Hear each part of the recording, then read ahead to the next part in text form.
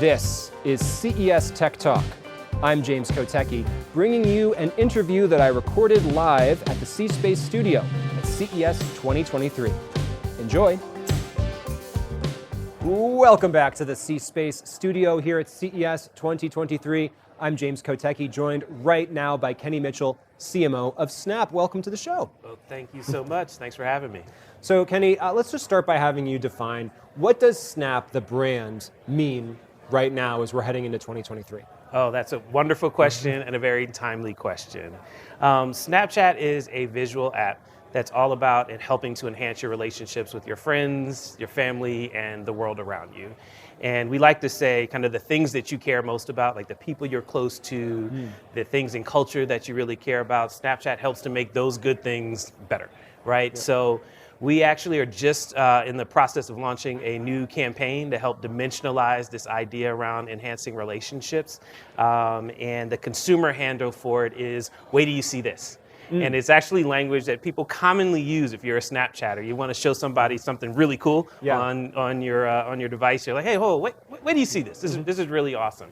And we kicked it off with an integration with Ryan Seacrest and the Rocking Eve New Year's Eve program, where he and Liza Koshy, who is his kind of co-host, they demonstrated the most popular lenses from Snapchat over the last few years. And it's a part of our strategy to try to help to bring Snapchat out into the world and show some of the fun, the quirkiness, and the awesomeness that comes with the platform. And what are the demographics of the user base, and what are you targeting as far as your growth? Yeah, so I'd say our core demographic is 13 to 34-year-old folks that are like really, really comfortable and fluent with digital and mobile devices. But what's really interesting is it kind of depends on the market. So we have a tremendous amount of kind of depth here in the US, but there are about 20 of the major kind of mobile markets where Snap is incredibly popular and has over 75% penetration with people that are 13 to 34 years old. So I was just in Europe this past summer, and if you go to a place like Norway, 2 out of 3 people in Norway use Snapchat. Okay, so it's got to be beyond the 34-year-olds. It's far beyond the 34-year-olds. And in France, we are the most popular digital social media platform across ages 13 to over 50. So it kind of depends a bit on the market, but I'd say like our core and bullseye is like that Gen Z and young millennial. And do you spend a lot of time, maybe behind closed doors, thinking about how you define yourselves relative to other social media apps, what you're doing, what you're not doing, that they are doing, that's giving you some of that edge? What's really interesting is that Snapchat, in a lot of ways, is kind of like the antidote to traditional social media. So it was created by 2 young founders, Evan and Bobby, at Stanford University, and they were people that actually grew up with social media. So they went to college with platforms like Facebook that actually existed. And they had this one really interesting and core insight. When you had kind of the profligation of mobile devices, and you had this desire to kind of be able to kind of grow and evolve as a person and not kind of live by the things that permanently exist out in the digital space, they said, hey, if people begin to use the camera and videos and pictures to help communicate, we feel like that's a really compelling use case. And if you add on the notion of ephemerality, so those photos and videos actually disappear, so you're not like locked into an idea or a communication that you created when you were 15 or 21 or 25, you actually can run for office later.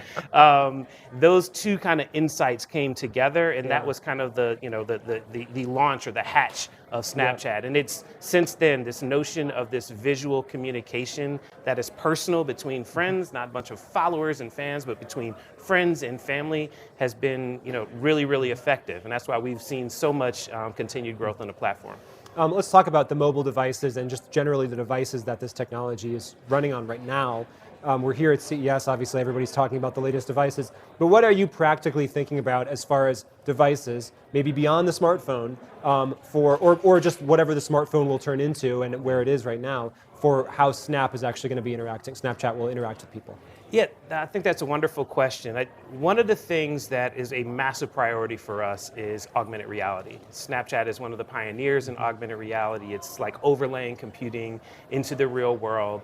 And you saw some of our early, I'd say, experiments with wearable devices with the spectacles, Yes. right? The spectacles glasses. And we believe that augmented reality delivers a tremendous amount of value. Our community actually proves that out. So we have over 250 million people that use augmented reality experiences every single day. So it's actually like it's a kind of developed and mature market in the space I mean, of you, Snapchat. you mean you talk Yes. about lenses? Or do you use those terms synonymously? Correct, Yeah. correct. The lenses are augmented reality experiences. And right now they are held on your little mobile device. But we believe over the fullness of time that you actually will have wearable devices that are going to be powered through the camera and through augmented reality that'll be hands-free and will just open up all kinds of use cases and opportunities. And that's what the team is working really hard on right now. And do you think I will somehow like Neuralink my brain to the glasses so where I don't actually have to use my hands to control the visual lenses that I'm putting over the reality that I see? That's a great question. Like I don't think the technology is there, but Maybe I could see a world, over the course of the next few decades where that could be possible. Do you see what you're doing as part of building the metaverse? Do you use that term? Do you think it's a good term to use? I think the metaverse, what's interesting about it is it's a bit of a catchphrase for the broader industry of things that are past Web 2.0. Like all of these future technologies that didn't really have a handle. So some people will talk about the metaverse and refer to NFTs or crypto or the blockchain or AR or VR. So it's kind of this handle for this next generation of computing. At Snap, we are firmly focused on augmented reality because we believe that it's kind of the next and future computing platform. This is getting a little bit philosophical, but I might as well give it a shot. Do you ever think about the philosophical nature of what it means for me to be able to walk around the world and really actually change what I see and what I experience, and for have you and I to have dramatically different visualizations of the world? I mean, in a sense, I suppose we already do that because we have different brains and different backgrounds and perspectives. But do you think about what that would mean if this was taken to kind of the extreme? Yeah, it's a wonderful question, and it actually reminds me of a book that I was reading on my flight over here, and it's the book is actually about culture and how so much of the way that we see the world is kind of based on who we are versus based on what is actually the things that you see and the things that you experience.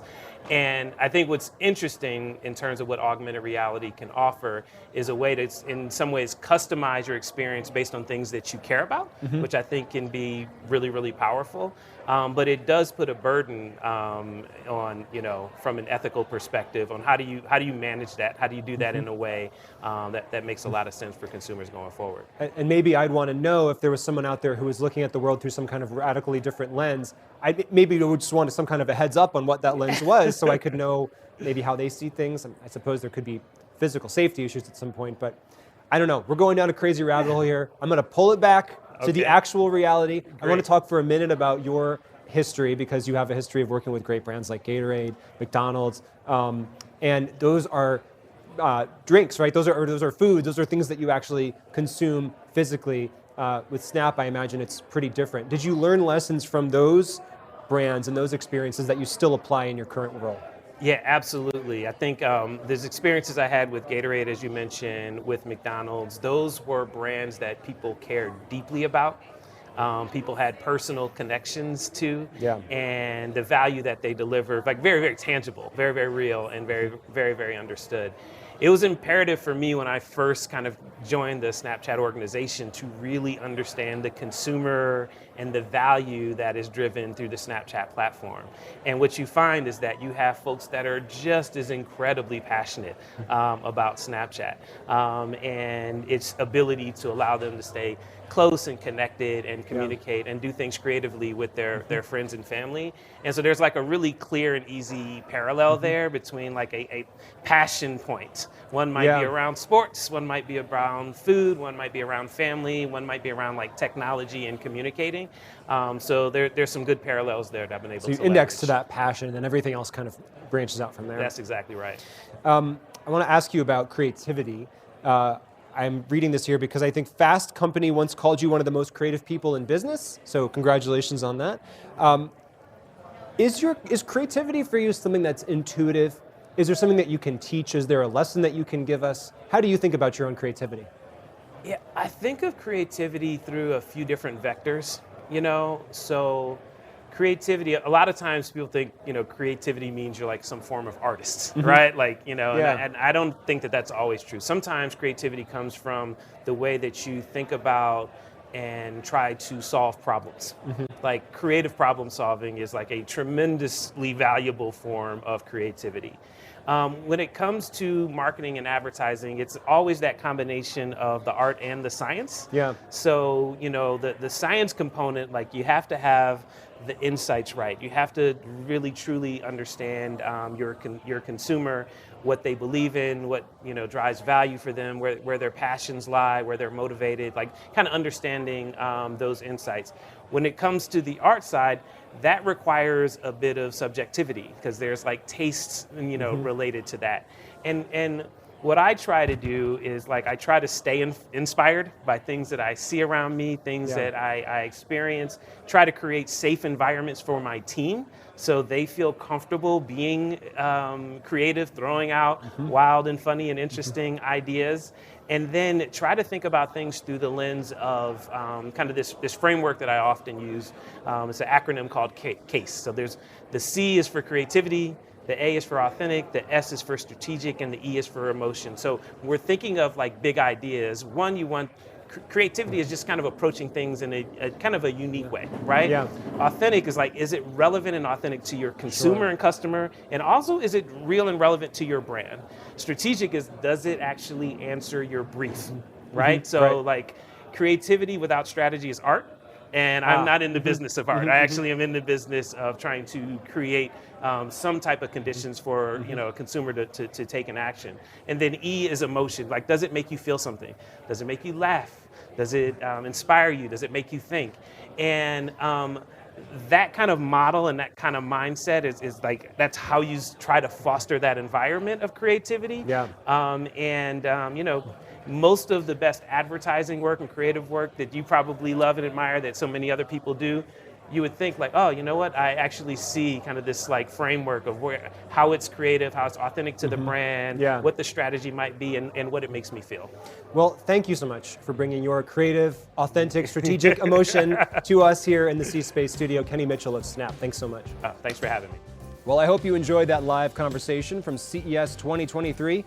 Look up the CES C-Space Studio for more conversations like that, and get even more CES at ces.tech. That's ces.tech. And of course, please subscribe to this podcast so you don't miss a moment. I'm James Kotecki, talking tech on CES Tech Talk.